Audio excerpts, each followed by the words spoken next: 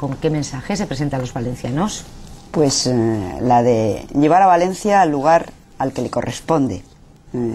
España, lo he dicho, está viviendo una buena situación y Valencia también, pero yo creo que Valencia puede vivir y puede abordar una situación mejor que la que hoy tiene.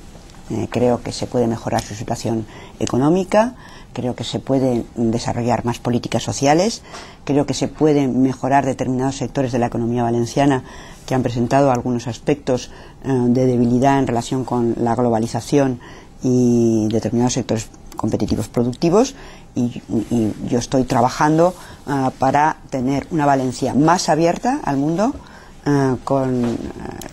colocando todos sus productos en el mercado internacional, llevando a sus empresas al mercado internacional, haciendo mayor cohesión y desarrollo político, económico y social. ¿Y el agua? Y con mayor nivel de convivencia. Y por supuesto con una política... Ha desaparecido del debate.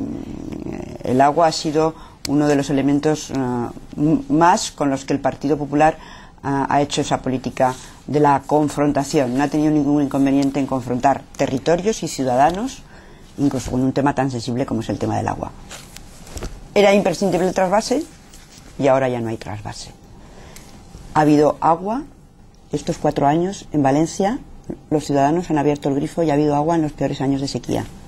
Y la ha habido porque ha habido una política del agua liderada y promovida por el Partido Socialista, una política del agua diversificada que ha utilizado todos los instrumentos para garantizar agua para todos y para siempre, y con autonomía, sin confrontación.